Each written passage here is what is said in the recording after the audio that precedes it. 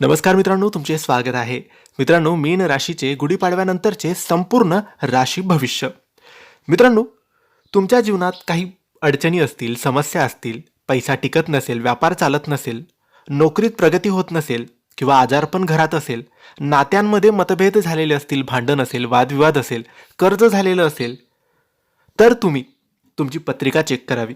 पत्रिकेमध्ये काय दोष आहेत ते जाणून घ्यावे आणि तुम्हाला याबद्दल सविस्तर मार्गदर्शन हवं असेल, पत्रिकेतील दोष जाणून घ्यायचे असतील आणि त्या दोषांवर मोठी पूजा पाठ होम हवन शांती न करता छोटे मोठे उपाय किंवा सेवा करून ते दोषमुक्त तुम्हाला व्हायचे असेल आणि या सर्व अडचणीतून दुःखातून तुम्हाला बाहेर पडायचं असेल तर यासाठी आम्ही तुम्हाला सविस्तर मार्गदर्शन करू, तुमची पत्रिका बघू, दोष बघू, तुम्हाला उपाय देऊ, तुम्हाला सेवा देऊ. यासाठी तुम्ही दिलेल्या व्हॉट्सॲप नंबरवर आम्हाला मेसेज करू शकतात. मित्रांनो, मराठी नववर्षाची सुरुवात करणारा अत्यंत शुभ, पवित्र, पावन आणि मोठा दिवस म्हणजे गुढीपाडवा.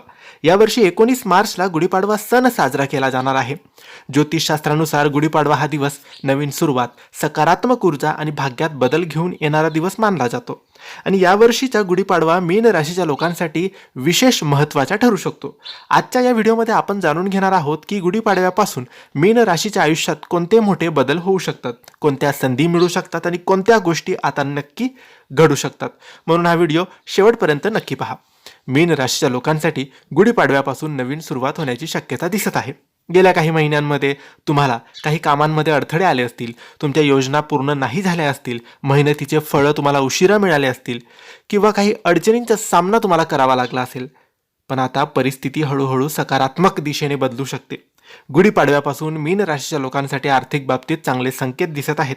अडकलेले पैसे तुम्हाला परत मिळू शकतात, व्यवसायात नफा तुमचा वाढू शकतो, नवीन उत्पन्नाचे मार्ग तयार होऊ शकतात. काही लोकांना अचानक आर्थिक लाभ सुद्धा मिळण्याची शक्यता आहे.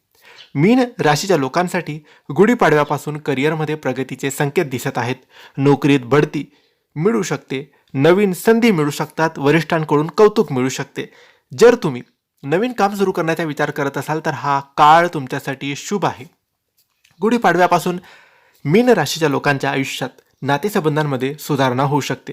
कुटुंबातील वातावरण सुधारू शकते.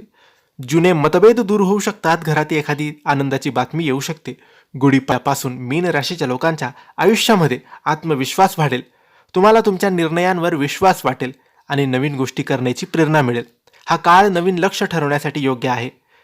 गुढीपाडव्याच्या दिवशी सकाळी लवकर उठून घरासमोर गुढी उभारावी. त्यानंतर भगवान विष्णू आणि श्रीकृष्णाची प्रार्थना करावी आणि शक्य असेल तर घरात एक तुपाचा दिवा नक्की लावावा.